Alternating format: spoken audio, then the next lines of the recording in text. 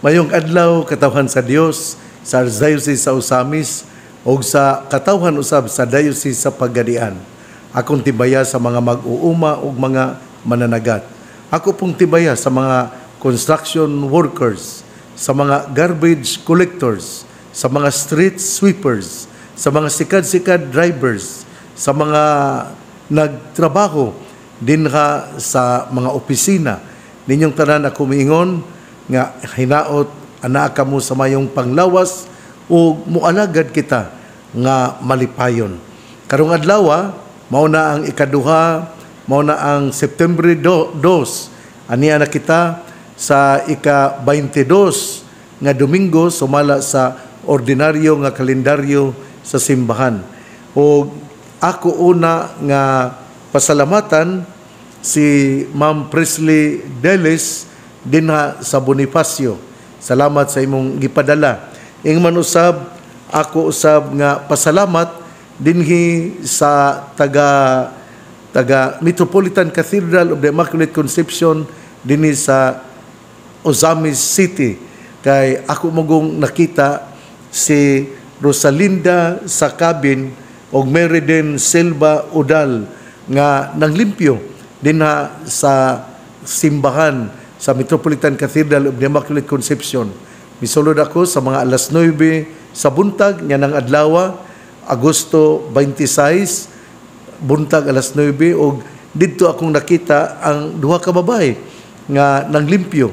Mao nga ako silang giduol og nungutana ako kung kinsay ilang mga pangalan og busa ako mapasalamaton sa mga pagpangalagad nga gipakita ni Rosalinda Sakabin og ni Meriden Silva Udal.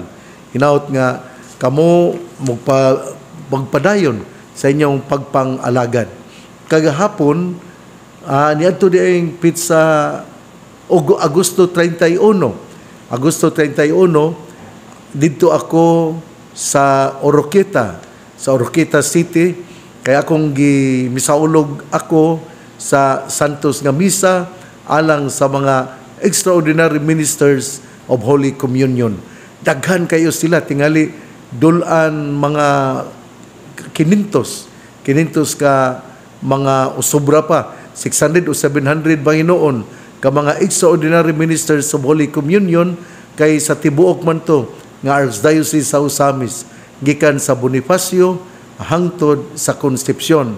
Busa salamat kaayo sa tanan nga mga presidente sa nagkalain-lain nga mga dineri. Salamat usab ngadto ni Father Rolly Lagada, ang ato nga extraordinary minister sa Holy Communion director nga kura paroko dinha sa Panaon, sa Holy Cross Parish Panaon, si Father Rolly Lagada. Ako pong pasalamat ni Father Edgar Canama kay iya gyud kaming gi-abi-abi. Salamat usab ngadto ni Father Andel Jan Baran ug sa mga mikon-celebrate sa misa, sila si Father Darrell Rosales, si Father Gistone Gonzaga, si Father Loloy Balbuena, si Father Danny Rodinas, si Father Dexter Banuelos, si Father Andel Jan Baran, si Father Quincy Jones Ondona, o kinsa pa tingalig mahiubos nga wala na ako sila ma-mention, pero sila nagpasalamat ako sa mga kaparian nga mikon-celebrate sa misa.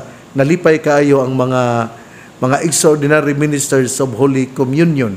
Ako po di ay nga ipahibalo nga gipamalandungan si Father Jason Lagada at Jason Panagiton, mao ang mihatag, mikon-celebrate siya o mihatag usab sa isip siya ang lecturer, ang mihatag sa isip guest speaker, o iyang gipamalandungan ang kay mga naguluhan ang maampuong laiko ministro mula hutay taliwala sa pagsulay ug moalagad nga puno sa kalipay. Usbon ko ang tema nga saulog sa ato nga mga extraordinary ministers sa Holy Communion didto sa Oroqueta City, diin ang among misa gisugdan sa alas 8:30, Agosto 31, o ang mga ministers sa Holy Communion nagpalandong na malandong bahin sa tema ang mampuong laiko ministro mula hutay taliwala sa pagsulay ug moalagad nga puno sa kalipay. Busa, salamat kaayo ninyo nga mga ministers of Holy Communion, extraordinary ministers of Holy Communion. Kunya sa pagkahapon didto ako sa funeral mass ni Manang Artura Milyanar dinha sa Castle sa Pangdalaga. Nagmisa ako og akong pakasubo, niadto ako tungod kay ang iyang anak maman ang gahimo ang midonate sa kining chapel, nindot kayo ang chapel, busa ako mapasalamaton. Dili gyud ako si piaton sa pagpasalamat sa Ginoo og usa ka congratulations ngadto ni Engineer Pompe Gatab Humuad nga taga Tigaw, Surigao del Sur. Siya ang anak ni Julius Humuad o siya usab apo sa akong igsuon nga si Pompe Humuad o ni Inday Rebelina Trinidad Humuad. Busangan to ni Pompe Gatab Humuad. Congratulations kay bago siyang nakapasar isip mechanical engineer ni adtong gihatag nga exam sa mga licensure examinations for mechanical engineers ni adtong Agosto 16, 17, 18, 2024. Salamat kay bisan siya nagkasakit siya sa mga Agosto tingali Agosto 4 o Agosto primero nga semana sa Agosto unya naayos siya tingali after 5 days unya ang ilang exam sa 16 sa Agosto pero nakapasar gyapon siya. Busangan to ni Engineer Pompe Gatab Humuad nga taga Tigaw, Surigao del Sur nga anak ni Julius Trinidad Humuad o apo ni Pompe Sarmiento Humuad o ni Rebelina Trinidad Humuad. Congratulations, Engineer Pompe Gatab Humuad. Ari kita sa Ebanghelyo ning adlaw, September 2, ang Ebanghelyo atong kutloon sumala sa Ebanghelyo ni San Lucas. Unya miadto si Jesus sa Nazaret, diin siya magdako ug ingon sa naandan miadto siya sa sinagoga sa adlaw nga ipagpahulay. Mitindog siya aron pagbasa sa kasulatan ug gitunulan siya sa basahon nga sinulat ni propeta Isaías. Gibukhad niya ang linukot nga basahon ug mao iyang gibasa ang dapit diin nasulat kini, ang Espiritu sa Ginoo ania kanako, gidihugan ako niya aron pagsangyaw sa maayong balita ngadto sa mga kabus. Gipadala ako niya aron pagsangyaw sa kagawasan ngadto sa mga binihag o pagpahiuli sa pananaw sa mga buta, pagpagawas sa mga dinagdaog o pagpahibalo sa tuig ngang Ginoo muluwas sa iyang katawhan. Unya gilukot ni Jesus ang basahon o giuli ngadto sa piniyalan o milingkod siya. Mitutok kaniya ang tanan nga didto sa sinagoga. Unya mingon siya kanila, kining bahina sa kasulatan natuman karong adlaw, ingon sa inyong nadungog nga gibasa. Nakadaig kaniya silang tanan ug nahibulong sa mga matahom nga pulong ngayang gisulti. Mingon sila, dili ba kini siya ang anak ni Jose? Mingon siya kanila, sa walay duha-duha inyong isulti kanako ang giingon sa sanglitanan, Doktor, tambali ang imong kaugalingon. Kamu usab moingon kanako, himua dinhi sa imong kaugalingong lungsod ang mga butang nga imong gihimo didto sa Kapernaum. Sumala sa gitaho kanamo, apan sultihan ko kamo niini, ang usa ka propeta dili gayo dawaton sa iyang kaugalingong lungsod. Pamati kamo kanako. Tinuod nga daghang mga byuda dito sa Israel sa panahon ni Elias, sa diyang walay ulan sulod sa 3 ka tuig ug tunga, ug may dakong gutom sa tibuok yuta. apan wala ipadala ni si Elias ngadto sa bisan usa kanila, kundili ngadto hinuon sa byuda sa Sarepta sa kayutaan sa Sidon. Ug may daghan usab nga sanlahon dinhi sa Israel sa panahon ni propeta Eliseo. Apan walay bisan usa kanila nga naayo gawas kang Naaman ang taga Syria. Sa ilang pagkadungog niini nangasuko pag-ayo ang tanan nga didto sa sinaguga. Nanindog sila ug ilang gitaral si Jesus ngadto sa gawas sa lungsod ug gidala ngadto sa tumoy sa bungtod di natukod ang ilang lungsod aron ihulog siya sa pangpang. Apan miagi siya sa taliwala sa katawhan ug mipahilayo. Ebanghelyo sa atong Ginoo, daygon ikaw o Kristo. Mga igsoon, una sa tanan, si Jesus misulod sa sinaguga o kadtong adlaw nga igpapahulay. Ug didto sa adlaw nga igpapahulay, iyang gibasa ang linukot nga kasulatan o siya ang pagbasa mingon siya, ang Espiritu sa Ginoo ania kanako, gidihugan ako niya aron pagsangyaw sa mayong balita ngadto sa mga kabus. Gipadala ako niya aron pagsangyaw sa kagawasan ngadto sa mga binihag ug pagpahiuli sa pananaw sa mga buta, pagpagawas sa mga dinaog-daog ug pagpahibalo sa tuig nga ang Ginoo muluwas sa iyang katawhan. Unsa may punto dinhi? Nga ang punto nga si Jesus pinadala. Importante gyud kayo kini nga ato kining yun kining dawaton unya ato pod nga klarohon nga sumala sa ebanghelyo ni San Lucas kapitulo 4 bersikulo 16 hangtod sa 30, ang gisgutan mo nga si Jesus mao ang gipadala nga gikan sa Amahan.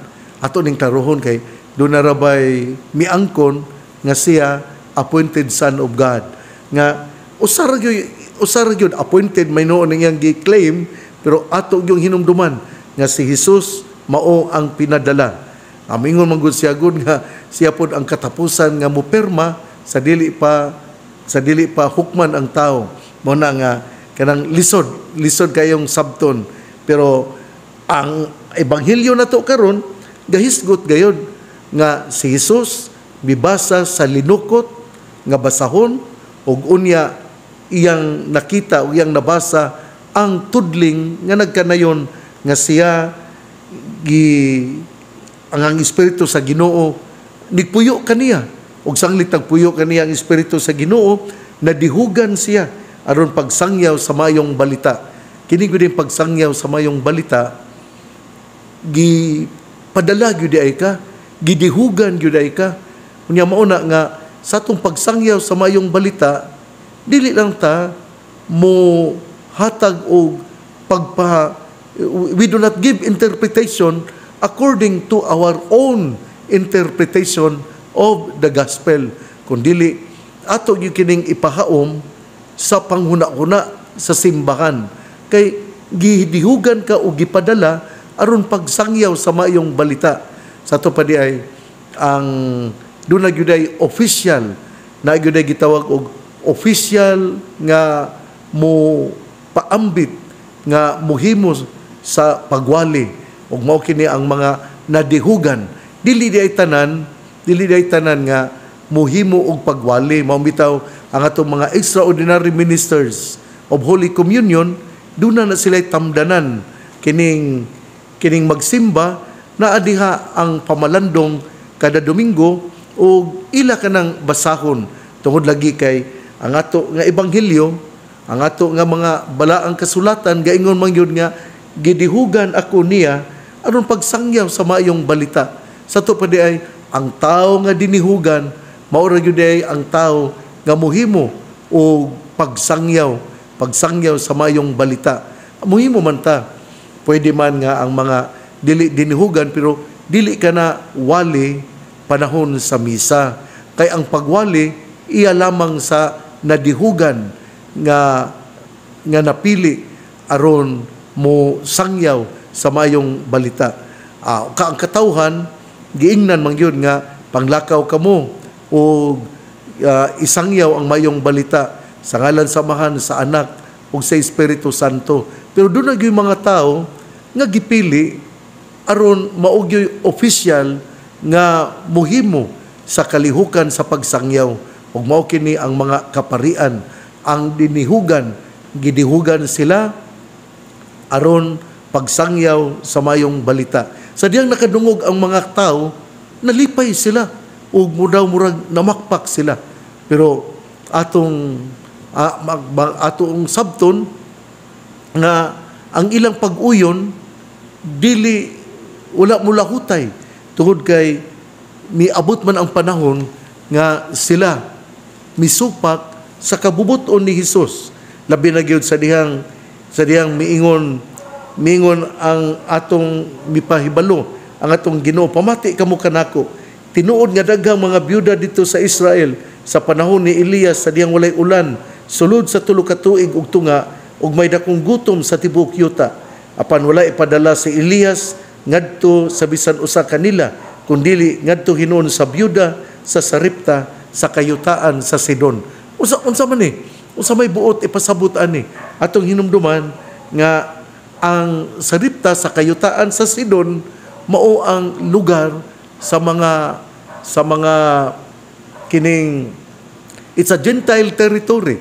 Ug atong hinumduman nga tungod kay hintil nagpasabot nga kini makasasala, ug tungod kay kini makasasala wala siya'y luna aron makaangkon sa grasya sa Ginoo. Mao kana ang ilang pangunahuna sa mga tao kaniadto nga miila nga sila mga sumusunod ni Abraham. Pero kita gipahinumduman kita ni Hesus nga ang pagkaanak sa Dios alang sa tanan, provided nga ikaw mudawat sa sakramento sa bunyag. Sa to pa di ay ang tanan, ang katawhan nga nahiapil sa simbahan, mamahimo di ay nga anak sa Dios ug manununod sa kinabuhing dayon. Nya dinhi gipasabot dinhi nga si Hesus midapit sa mga hintil nga mudawat kaniya. Gani giayo ni Hesus ang usa ka byuda nga taga Sarepta. Usbon ako nga kini Sarepta dool sa kayuta, sakop kini sa kayutaan sa Sidon, o kini nagpasabot nga sila nga mga tao dito gi-consider sa Diyos nga mga hintil o sila mga makasasala. Apan dinhi na hinuon mipakita nga ang Ginoo dili gyud di ay wala di ay pinalabi.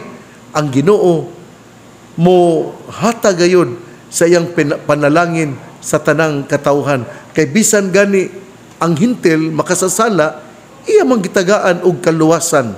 Mao nga nindot yun kaayo ni ang ebanghelyo. Unya sa diha nga miingon si Hesus nga kining gihimo usab ni propeta Eliseo nga giayo ang daghan nga mga sanlahon kaniadto, apan wala niya ayuha ang mga sanlahon sa taga Israel, apan si Eliseo miayo sa sanlahon nga sinaaman nga taga Syria. Unsa mo gipunto ani? Atong hinumduman ha nga si Elias gipadala na hinuon didto sa byuda nga taga Sarepta nga sakop sa kining Sidon. Unsa may ang gipadala? Gitagaan og pagkaon o kanang giingnan nangayo si Elias og pagkaon. Unya ningon ang byuda nga mahutdan namon ko ani, pero ningon ang si Elias nga buhati lang kog pagkaon, kay kun nimo kong buhatan dili gayud mahutdan ang imo nga sudlanan sa kining wheat flour. Dili gyud mahutdan ang imong sudlanan sa harina hangtod sa hangtod. Ug tungod ni ana mituo ang usa ka byuda ug nakakaon sila. Nya maupod ang gihisgot sa Israel, maupod ang gihisgot sa mga mga sanlahon nga daghan ng mga sanlahon sa Israel ato hinumduman ha nga kung maghisgot ang Israel mga pinili nga anak sa Dios apan ang mga sanlahon sa Israel wala hatagi o kaayuhan kundili sinaaman nga taga Syria. Ang punto ra gyud dinhi mao nga ang gugma sa Dios dili nato i-exclusive nga alang ra gayud sa usa ka pundok. Ang paghatag og kaayuhan dili lamang nato maingon nga alang lamang niining lugara kundili ang kaayuhan alang sa tanan o gipakita dinhi sa ebanghelyo nga bisan kun ikaw gipanghimaraot bisan kun ikaw wala tagai og maayo nga pagtagad apan ikaw aduna di ay parte sa panalangin sa Ginoo kay ikaw makadawat usab sa maong panalangin. Muna nga tungod niini sadang nakadungog ang mga taga-Israel nasuko sila pag-ayo ug buot nila nga ihulog sa pangpang ang atong Ginoo. Apan ang atong Ginoo may pahilayo apan miagi taliwala kanila ug wala sila makabantay niini. Sa tupad ay ang atong ebanghelyo doon nagyoy mga puntos. Una nga si Jesus pinili nga gidihugan aron musangyaw sa mayong balita, ang balita nga muhatag og kagawasan sa mga dinaog-daog, sa mga binihag o pagpahiuli sa pananaw sa buta o pagpagawas sa mga dinaog-daog o pagpahibalo nga ang tuig sa Ginoo nga o pagpahibalo sa tuig nga ang Ginoo muluwas sa iyang katawhan. Mao kini ang unang punto nga si Jesus gidihugan sa Espiritu Santo ug duna siya mga responsibilidad. Ikaduhang punto nga ang kaluoy sa Ginoo dili lamang nato mahakgom, dili lamang nato mahatag og exclusive, dili lamang nato maingon nga para lang yun ni kanila, kundi ang kaluoy sa Ginoo para sa tanan. Sa tanan nga muduol kaniya nga adunay abertong kasing-kasing o niila nga si Jesus mao ang manluluwas. Ug ang ikatulo mao nga ang Ginoo sa tanan.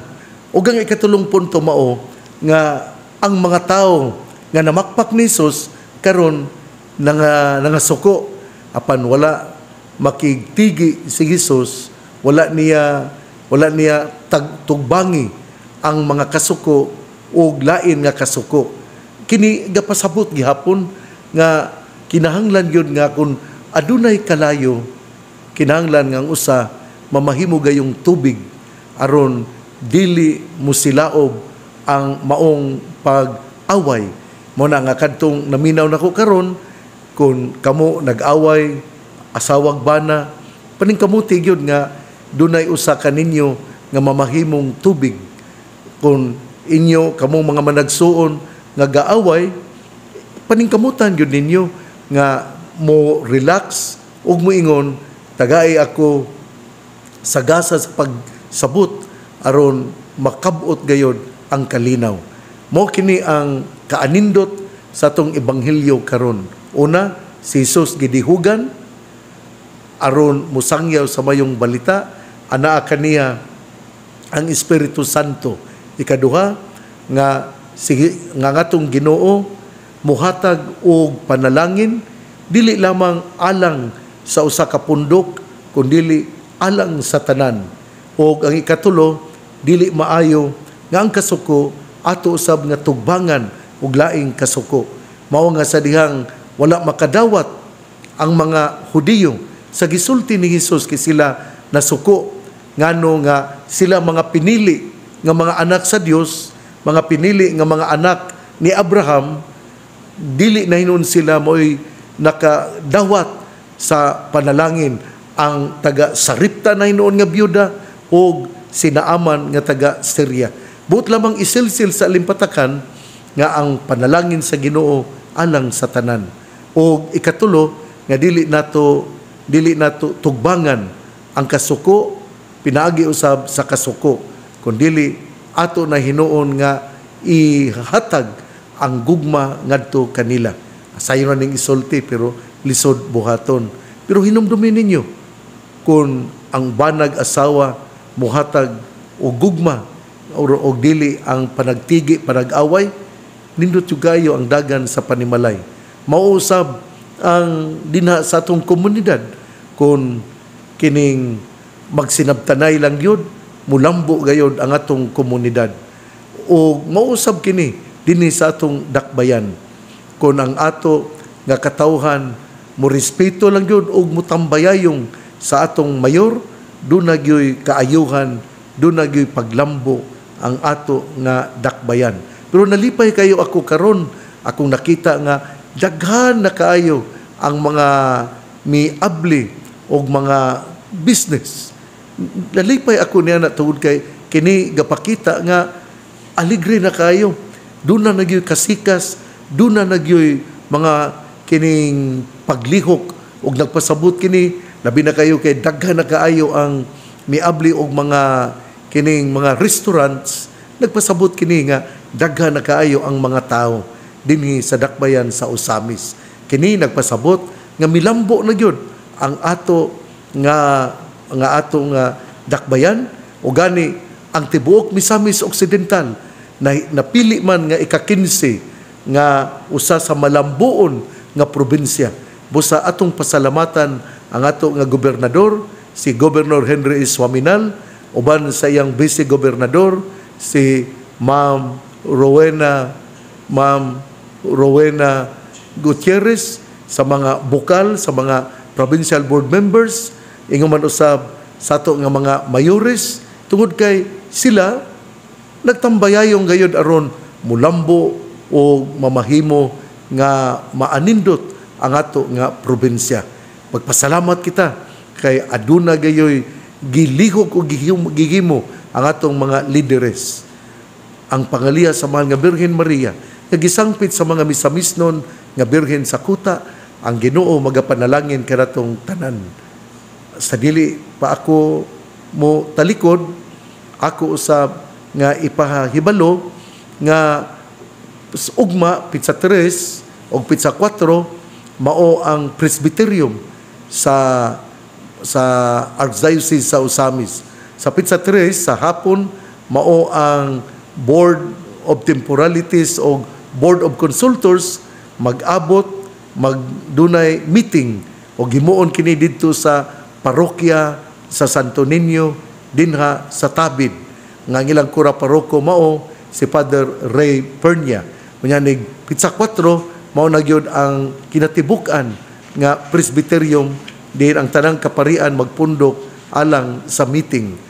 Ang ato usab nga dasigon ko usab ang atong mga katawhan labi na kadtong wala makasimba sa natong Domingo nga modulog sila o muari sa Kuta Shrine. Importante kaayo nga kita makahimo sa atong religious activities labi na kung kita nakapalta sa misa sa Domingo. Ang pangaliya sa mahal nga Birhen Maria nga gisangpit sa mga misamisnon nga Birhen sa kuta, ang Ginoo magapanalangin kanatong tanan. Sa ngalan samahan sa Anak ug sa Espiritu Santo. Amen. Magpadayon kita sa pag-ampo kay ang pag-ampo mauman ang muhatag natong kusog aron kita mupadayon sa atong pagpanaw padulong sa gingarian sa atong amahan. Ako din pasalamat kagahapon Domingo pitsa 1 mao ang installation ni Father Butch nga taga dina sa parokya sa Lapuyan. Busa ngadto ni Father Butch, salamat kaayo og siya ang nahimo nga kura paroko dinha sa Lapuyan, Zamboanga del Sur. Gihimo di ay ang installation ni Father Butch dito sa parokya sa Lapuyan sa mga alas 10 sa buntag. Og salamat kaayo sa mga kaparian usab nga mitambong sa iyang installation. bisan Domingo, pero doon na yung mga pari nga mitambong aron paghatag og suporta kang Father Butch. Busa ngadto ni Father Butch, salamat kaayo ngadto sa katawhan mga parokyano sa Lapuyan. Congratulations og hinaot nga inyo gayod nga tabangan o inyo gayod nga tambayayungan ang atong bag-ong padrikura si Father Butch E. Chavez. Sa dili pa ako mutalikod ining adlawng Lunes, September 2, ako di ay nga belated greetings sa wedding anniversary nila ni General Sani Neri o ni Vice Mayor Simplicia Baby Neri. Sila nagsaulog sila ika 50 katuig isip asawa og bana. Busa ako nagatunol sa akong mainiton nga pagtimbaya, mainiton nga pangaliya ngadto sa Ginoo nga unta kamo panalanginan pagayod og hatagan nga og mga adlaw din kamo makapakita sa inyong pagminahalay sa usag-usa. Usbon ko, congratulations sa ilang kining kasaulugan sa ika-50 katuig niya kagahapon, September 1, sa wedding anniversary, 50th wedding anniversary nila ni General Sani Neri o ni Vice Mayor Simplicia Bebe Neri. Congratulations, and I pray that God will be always at your side to guide and enlighten you because God is our source of strength. Salamat ninyo nga matinabangon sa simbahan. Salamat sa inyong pagpangalagad sa simbahan. Ako po dining dili gyud ako si piaton sa pagpasalamat sa Ginoo og usa ka congratulations ngadto ni Engineer Pompe Gatab Humuad nga taga Tigaw, Surigao del Sur. Siya ang anak ni Julius Humuad o siya usab apo sa akong igsuon nga si Pompe Humuad o ni Inday Rebelina Trinidad Humuad. Busa ngadto ni Pompe Gatab Humuad, congratulations kay bago siyang nakapasar isip mechanical engineer niadtong gihatag nga exam sa mga licensure examinations for mechanical engineers niadtong Agosto 16, 17, 18, 2024. Salamat kay bisan siya nagkasakit siya sa mga Agosto tingali Agosto 4 o Agosto primero nga semana sa Agosto unya naayos siya tingali after 5 days unya ang ilang exam sa 16 sa Agosto pero nakapasar gyapon siya. Busa ngadto ni Engineer Pompe Gatab Humuad nga taga Tigaw, Surigao del Sur nga anak ni Julius Trinidad Humuad o apo ni Pompe Sarmiento Humuad o ni Rebelina Trinidad Humuad. Congratulations, Engineer Pompe Gatab Humuad. Happy birthday ngadto ni Archbishop Emeritus Jesus Dosado in heaven. Kagahapon September 1 mao ang birthday ni Archbishop Emeritus Jesus Dosado nga mitaliwan na niining kalibutan na apan sa gihapon atong gihandom tungod sa iyang kaayo gugma sa pagpangalagad sa Archdiocese sa Osamis. Ako pod nga belated birthday greetings ngadto ni Jesselyn Diasis Turco tungod kay niadtong Agosto 31 mauman ang iyang birthday. Busa ngadto ni Jesselyn Diasis Turco nga asawa ni Kilor Turco nga aduna sila'y anak nga duha, si Dodong Ezekiel Diasis Turco o si Dodong Enzo Martin Diasis Turco. Ngadto ni Jessel ako mingon happy birthday. Karon usab kagahapon usab September 1 mao ang first death anniversary ni Reverendo Padre Bartolome Boy Toledo. Busa atos tiyang iampo ang iyang pahulay nga dayon nga unta ang Dios magmaluluyon kaniya ug siya dawaton sa gingharian nga mo iyang gipangandoy sa diya siyang mialagad sa katawhan isip pari dinhi sa Archdiocese sa Osamis. Ninyong tanan ako moingon ato nga iampo o mag-inampuay kita sa usag-usa.